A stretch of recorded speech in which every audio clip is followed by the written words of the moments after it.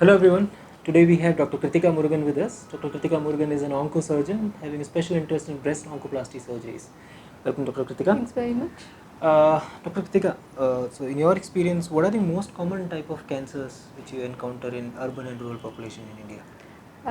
Thanks, Priyank. Thanks for giving me the opportunity to be here. It's a pleasure to be here. So we're talking about women in India. In India, the most common cancers affecting women, it starts off with breast. Breast holds the top notch over there. This is followed by the oral cavity cancers, followed by cervix, lung, and colorectal cancers. Now, this is the global 2018 data. Of course, in men and Western population, it's a little bit different. But breast cancer comes out top both in urban and rural population. And it's not just the number one cancer, but also the number one killer as well. So let's talk about breast cancer. It is said that early diagnosis can lead to cure. Can you throw some light on that? Okay, that's a very interesting question, but I feel cure would probably not be the right word to use in a cancer setting as such, simply because we can have patients who recur at the end of 17, 18 years. So I think the best term to use probably would be remission. Of course, what you said is as close to reality as possible. Early diagnosis is definitely equal to a very good prognosis, or pushing the remission as long as the patient's lifetime lasts. So yes, early diagnosis is the key, and that is the whole idea of screening or having your regular mammograms and things like that. The earlier you catch the disease, the better it is for you. What advice would you like to give it to our viewers on prevention of breast cancer? It's $1 million question. If I could answer that, they'd probably give me the Nobel Prize. There's not one thing that you can do to prevent breast cancer as such. Cancer these days is being classified more as a lifestyle related disease, just like diabetes and hypertension is. So prevention probably aims more at preventing.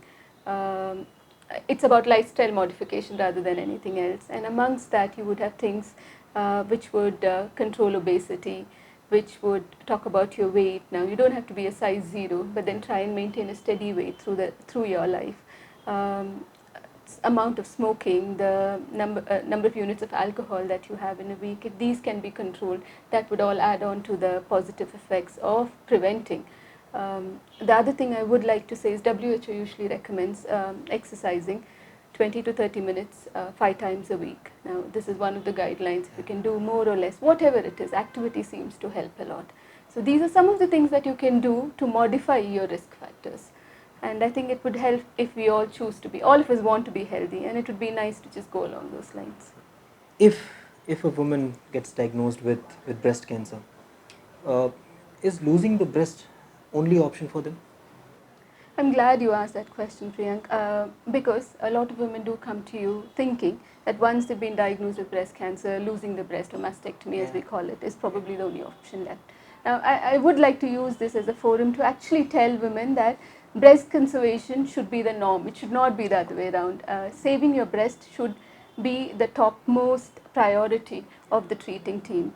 And in most cases it is possible, especially with most surgeons being oncoplastic surgeons as well, developments in plastic surgery. This has been made possible. Saving the breast has been made possible with improvements in chemotherapy, radiation and things like that. And at the end of the day, the most important thing is to prevent recurrence. So mastectomy definitely doesn't have any superior outcomes compared to breast conservation if the line of treatment is chosen right. So whenever you've seen your treating doctor, do ask about breast conservation, because that's the only way you can ask if you can save your breast. And if that's possible, the surgeon will definitely be able to do that for you. Thank you so much, Dr. Kritika. I think this information will definitely create a lot of hopes in our viewers, our listeners, and the patients who are undergoing the treatment.